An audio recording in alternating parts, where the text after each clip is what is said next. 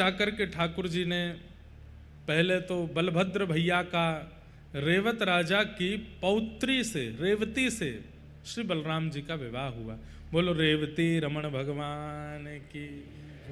बलराम जी की पत्नी का नाम क्या है? रेवती।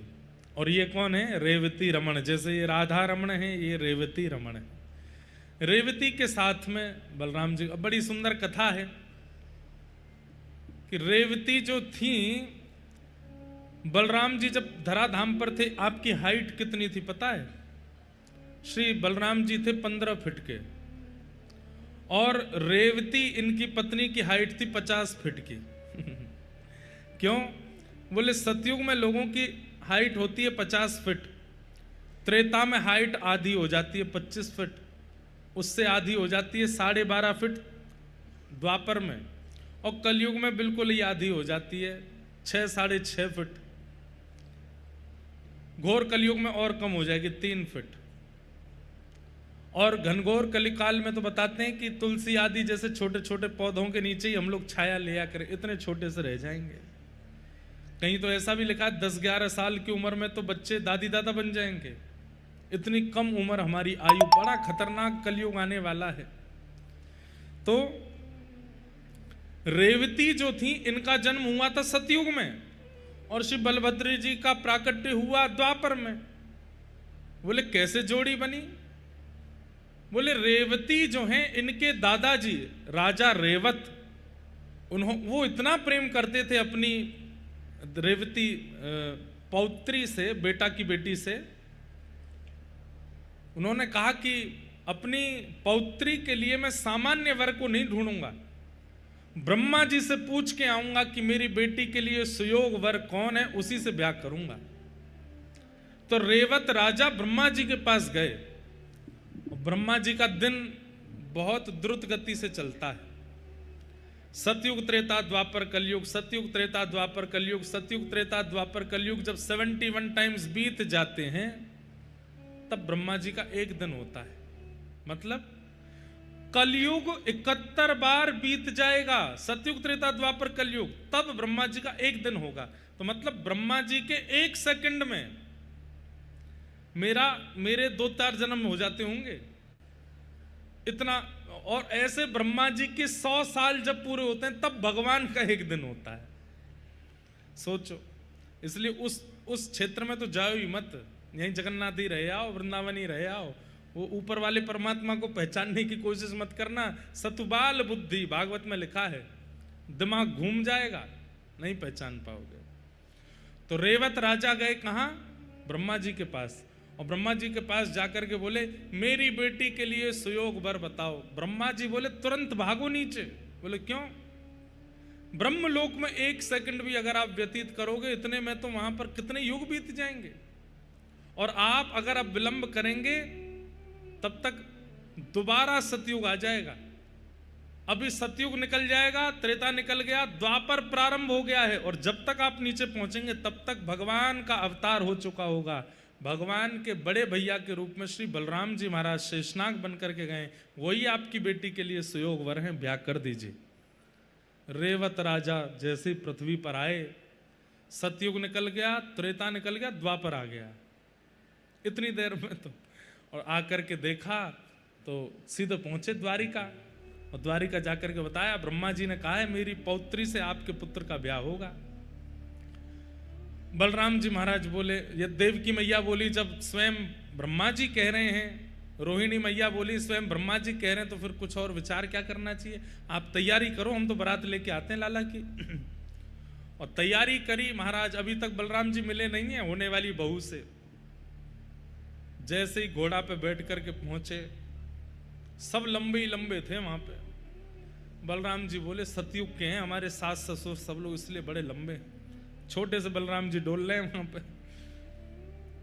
मंडप में जैसे ही पहुंचे और जैसे ही गृहिणी आई, बलराम जी ने देखा कहां है, और ये भी इतनी ऊंची है, 50 फुट की है रेवती, और 12, 12.5, 15 फुट के हैं बलराम जी। तो कहते हैं श्री बलराम जी महाराज ने हल लेकर के मूसल थोड़ा सा सिर पे ऐसे स्पर्श कराया, तो रेवती रानी भी छोटी हो गई, बलराम जी से 1 इंच छोटी रह गई। ठाकुर बोले अब ब्याह करूंगा। तब उनका ब्याह हुआ। ऐसे विनोद में कथा सुनाते हैं। लेकिन एक बहुत प्रमाणित बात, रेवत राजा ने अपने पौत्री के ब्याह में दहेज क्या दिया? बोले मेरी कन्या, मेरी पुत्री, मेरी पौत्री जिस नगर में निवास करेगी वो पूरा नगर स्वर्ण का होगा, और पूरी द्वारिका को स्वर्ण मंडित बलराम जी के दादा ससुर जी ने करवाया, और पूरी द्वारिका स्वर्ग की नगरी कहलाने लगी। क्यों? क्योंकि वहां स्वर्ण मंडित हो गया, पूरे स्वर्ण से नगरी को मंडित किया। यही दहेज दिया था रेवत राजा के, रेवती और श्री बलराम जी के ब्याह में। बोलो श्री बलभद्र भगवान की। इन्हीं की कृपा से ही द्वारिका स्वर्ण की है। ऐसे रेवत राजा के साथ में, रेवती के साथ में श्री बलराम जी का ब्याह हुआ। अब आई इनकी बारी। नारद जी महाराज ने आकर के इनकी जन्मपत्री देखी। देवकी मैया बोली कब ब्याह होएगा मेरे लाला को? नारद जी महाराज तो उंगलियां गिननी प्रारंभ करी। यहां से यों यों गिनते गए, गिनते उंगलियों में वो खाने कम पड़ गए। तो अपने साथ में सेवकों से बोले तुम भी गिनते जाओ। बोले तुम भी गिनते जा रहे हैं। वो भी कम पड़ गए और बुलाए तुम भी गिनो। देवकी मैया से बोले आप भी गिनो। सबकी गिनती मिलाई तब भी महाराज पूरी नहीं बैठी। देवकी मैया बोले गिन क्या रहे हो? बोले ब्याह गिन रहा हूं। बोले कितनी गिनती हो गई? बोले 500 तो हो गई अभी तक। टोटल कितने होंगे? बोले 16,108। मैया असंख्य ब्याह लिखे हैं आपके लाला के। तो बंधुओं 16,108 ब्याह भी नहीं है ठाकुर जी के। ब्रह्मांड में आने वाली छोटी से छोटी चींटी से लेके हाथी तक सब ठाकुर जी की पत्नी है। ठाकुर जी सबके पति हैं।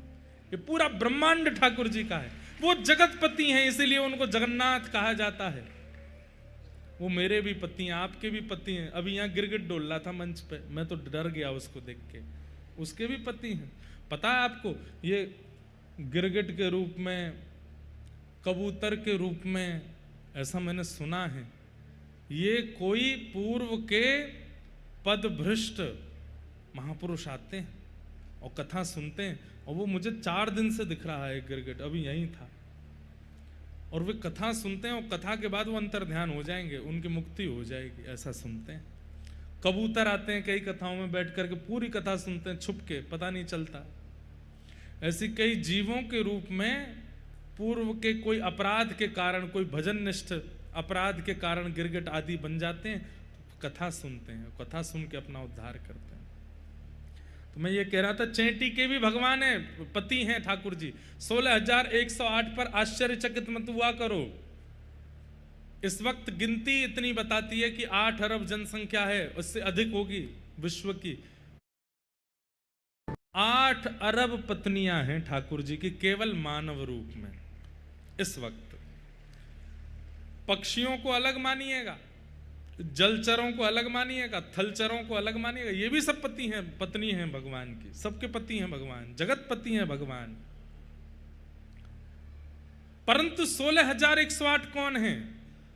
जैसे हम सबके प्रतिनिधि एक, वायु के प्रतिनिधि एक, पृथ्वी के प्रतिनिधि एक, जल के प्रतिनिधि एक, ऐसे ही पूरे ब्रह्मांड के प्रतिनिधि 16,108 आए और उनसे ठाकुर जी ने ब्याह किया।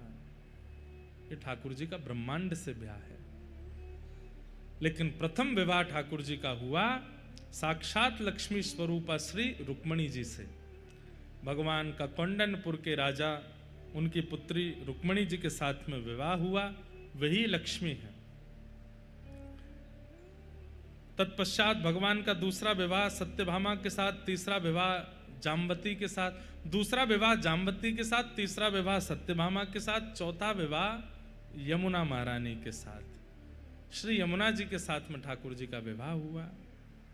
इस प्रकार अष्ट प्रमुख विवाह, 16,100 राजकुमारियां को बंदी बना रखा था भौमासुर ने, वहां से ठाकुर जी ने मुक्त करा के उनसे विवाह किया। कुल मिलाकर के 16,108 ठाकुर जी के विवाह हुए। आगे राजा नृण के ऊपर ठाकुर जी ने कृपा की।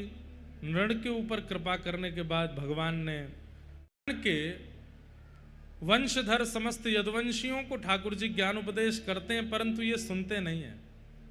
क्यों? अति सामीप्य में दोष होता है। एक बात बताएं हम आपको, आप लोग हमारी कथा सामने बैठ करके सुनते हो, हमसे ज्यादा मिलते नहीं हो, इसीलिए हमारी कथा समझ में आ रही है। अगर हमारे साथ 24 घंटा रहने लग जाओगे तो हमारी बातों का कोई असर आपके ऊपर नहीं होगा।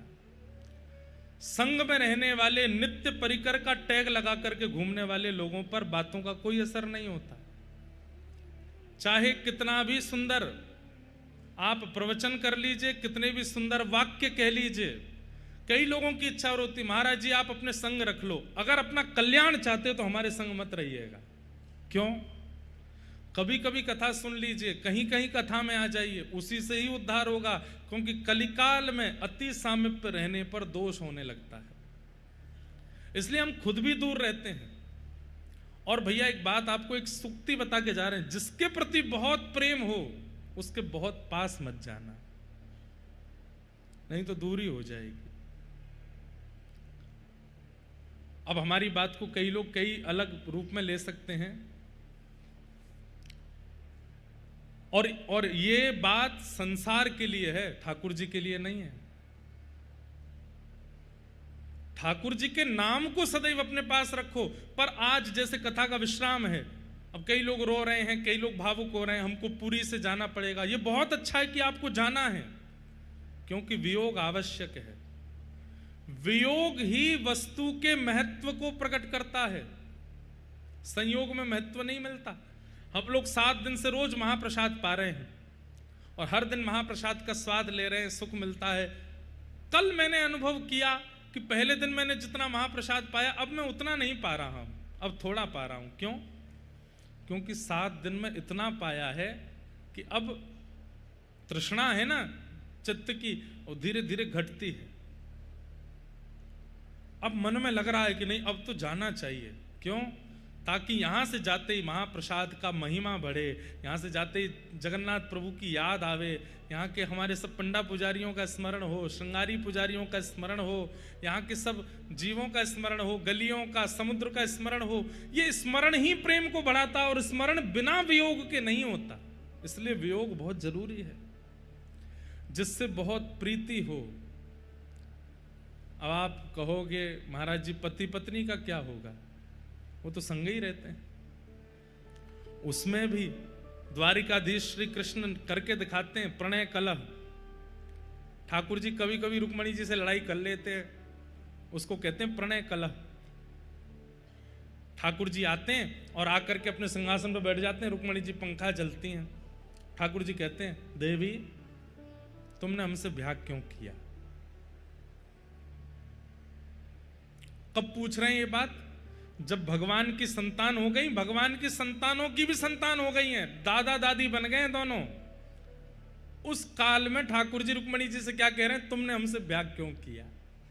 रुक्मणी जी बोली अब पूछने का क्या फायदा है, अब तो सब हो गया।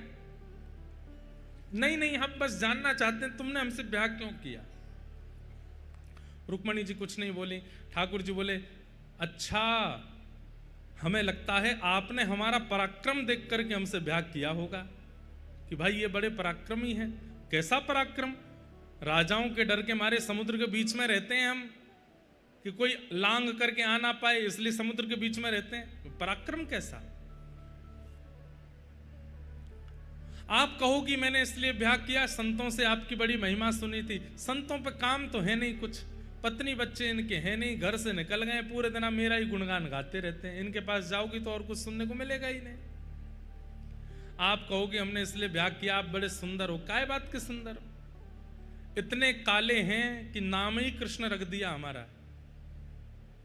जगन्नाथपुरी में तो लोग बोलते कालिया ठाकुर। क्या बोलते हैं? कालिया ठाकुर। भाई दुनिया में कोई काला हो उसको कालिया बोल दो, कितना बुरा लगता है उसको।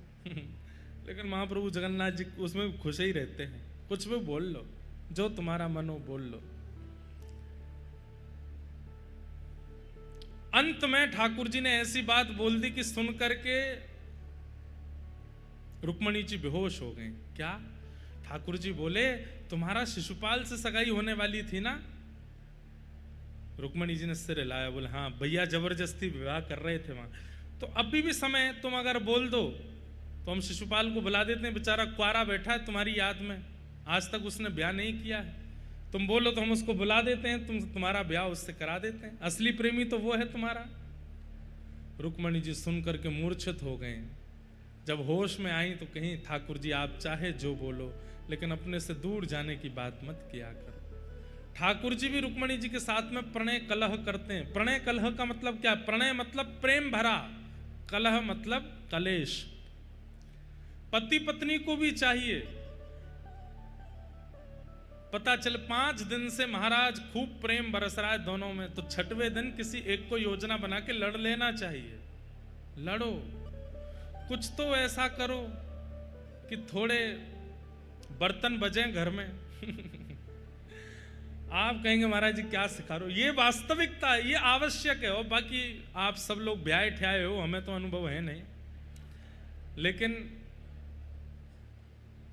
प्रणय कलह होना चाहिए। अरे महाप्रभु जगन्नाथ जी का नहीं होता, रथ यात्रा करके आते हैं, लक्ष्मी जी द्वार बंद कर लेती हैं, महाप्रभु जगन्नाथ जी कहते हैं गेट खोलो। बोले कहाँ गए थे बिना मुझे बताए? अकेले अकेले घूम के आए, मुझको नहीं लेके गए। महाप्रभु जगन्नाथ जी कहते हैं अगली बार पक्का लेके जाऊंगा, द्वार खोल दो। बोले मेरे लिए क्या लाए? खूब सारी सामग्री देती हैं, लक्ष्मी जी खुश नहीं हो तो फिर रसगुल्ला देते हैं, तब द्वार खुलते हैं, महाप्रभु जी ऊपर जाते हैं जगन्नाथ जी के साथ। फिर अभी कल परसों मुझे कोई बता रहे थे, हमारे सब साथ में हमारे देवी पंडा जी रहते हैं, हमारे देवी पुजारी, देवी प्रसाद नाम है उनका, चुलबुल पंडा नाम रखा हमने उनका, देवी प्रसाद जी। और सब हमारे भाई लोग, भाई ना, यहाँ पे भाइयों को भाई ना, नरसिम्हा भाई ना, देवी भाई ना, अभी भाई ना, सौम्या भाई ना, सब भाई ना है। कुछ दिन और कथा कर ली हमने तो हम उड़िया सीखे ही जाएंगे यहाँ पे। अब ये सब लोग बोलते हैं, बोला महाराज जी अहे नीले शैल गा दिया, अब ये वाला और गाओ। मैंने कहा भाई यहाँ तो हम गा देते हैं, यहाँ के लोग तो सुनते हैं, हमारे उत्तर भारत के लोग तो समझ ही नहीं पाते हमने क्या गाया। लेकिन सबसे बड़ी बात है, कोई समझे नहीं समझे, जगन्नाथ महाप्रभु समझते हैं। लेकिन मेरे मन में एक प्रश्न आता है, उड़ीसा में जगन्नाथ, द्वारिका में द्वारिकाधीश, द्वारिकाधीश को गुजराती आती है? वो हैं तो हमारे ब्रज के ही, ब्रजवासी हैं, उनको गुजराती कहां से आती होगी? ऐसे इनके लिए लगता है ये हैं तो हमारे वृंदावन के, इनको उड़िया आती होगी समझ में। अब वो होता है ना कि कई बार किसी का जॉब लग जाती है किसी प्रांत में, तो वहां की भाषा सीख जाते हैं वो थोड़ी थोड़ी, सीख तो गए ही होंगे, पर इनको आज भी सुख ब्रजभाषा सुनने में आता होगा। ब्रजभाषा में जब जाए करके कहते होंगे, खा जाऊं तेरो गाल बड़ो मीठो, खा जाऊं तेरो, जगन्नाथ जी खुश हो जाते होंगे, वाह भैया, एक गाल में लड़ुआ पेड़ा प्यारे, दूजे गाल में गुड़ सूखो, खा जाऊं तेरो। महाप्रभु जगन्नाथ जी भी हैं भी बिल्कुल गुलाब जामुन जैसे गाल हैं इनके, कारे कारे, लेकिन अद्भुत सुख लेते हैं ठाकुर जी।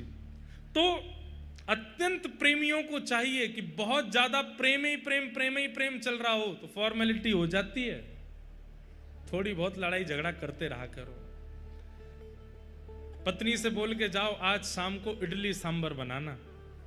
हम उत्तर भारतीय, हम लोगों को तो इडली बनाने में बहुत मेहनत लगती है। उस दिन उत्सव जैसा होता है जिस दिन इडली बनती घर में, दाल का घोल बना करके धरेंगी, बच्चे रसोई घर के द्वार पे खड़े, वो क्या बनना, इडली बन रही है आज। और शाम को जैसे ही घर पहुंचो, पत्नी इडली सांबर सब परोसे, कह दो इडली का मन नहीं हो रहा है, अब हमारे तो पराठे खाने के मन हो रहे हैं। प्राचीन काल की पत्नी होगी तो बना देगी, आज की होगी तो वो भी उठा ले जाएगी। ऐसा है, बैठे रहो भूखे प्यासे, हम खा लेंगे, बच्चे खा लेंगे, तुम कुछ मत करो। और फिर थोड़ी बहुत और बात बोल देना, ये क्या पतिव्रता धर्म है तुम्हारा, हम कह रहे हैं पराठा चाहिए तो पराठा लाओ, बनाओ हमारे लिए पराठा। और बस इतने में ही पराठा तो नहीं आएगा, तवा उड़ता हुआ आएगा रसोई घर से। बस इतने में ही हो गया प्रणय कलह। 2-4 दिन उसको थोड़ा रहने दीजिएगा। ऐसे करने से प्रेम बढ़ेगा। बहुत समीप मत रहो, उसमें दोष है। जहां पर रोज हाजी हजूरी ही रहती है ना, फॉर्मेलिटी होती है, प्रेम नहीं होता। प्रेम तो वो मानिए कि महाराज बस थोड़ी बहुत नोक झोंक चलती रहे। पर भाई लोग भी इतना बड़ा अपराध मत कर देना कि सीधे कोर्ट के पेपर ही आमे सामने, महाराज जी आप ही बोल के गए थे, वहां तक बात मत आने देना। तो ठाकुर जी भी रुक्मणी जी के साथ में प्रणय कलह करते हैं, क्योंकि अति सामीप्य में दोष होता है। तो यदुवंशी भगवान की बात क्यों नहीं मानते? क्योंकि यदुवंशियों को लगता है कि हमको कोई पुण्य करने की आवश्यकता नहीं है। क्यों? श्री कृष्ण हमारे ताऊ लगते हैं, कृष्ण हमारे चाचा लगते हैं, कृष्ण हमारे फूफा जी लगते हैं, कृष्ण हमारे जीजा जी लगते हैं। अति सामीप्य यदुवंशियों को मिल गया, जिसके कारण यदुवंशी भगवान के प्रति भाव नहीं रखते। और भगवान के प्रति भावना होने के कारण वे सत्संग में भी नहीं जाते, कथा में भी नहीं जाते, संतों के पास भी नहीं जाते, जिसके कारण यदुवंशियों का नाश होना प्रारंभ हो गया। एक बार यदुवंशियों ने संतों का अपमान किया, शांब को साड़ी पहना करके संतों के पास ले गए। संतों ने श्राप दे दिया, बोले इसके पेट में पोटला बांध करके लाए हो, ये भगवान का पुत्र है, तुम जैसी साड़ी हटाओगे पेट से एक लोह पिंड गिरेगा, इसी लोह पिंड से पूरा यदुवंश नाश होगा। लोह पिंड को घिस करके समुद्र में पधरा दिया, लेकिन एर का नाम की घास बन गया और सब ब्रजवासी, सब यदुवंशी लड़ झगड़ करके वहीं समाप्त हो गए। श्री बलभद्र जी महाराज ठाकुर जी से बोले, लाला अब मैं अपनी लीला पूरी करूं, और आप शेषनाग रूप धारण करके समुद्र में प्रविष्ट हो गए। भगवान प्रभाषित क्षेत्र में जाकर के उद्धव आदि को ज्ञान उपदेश देते हैं। यही ज्ञान उपदेश जो भगवान ने प्रभाषित क्षेत्र में उद्धव को दिया, इसी पर चर्चा हम करेंगे 10 अक्टूबर से बद्रीनाथ में।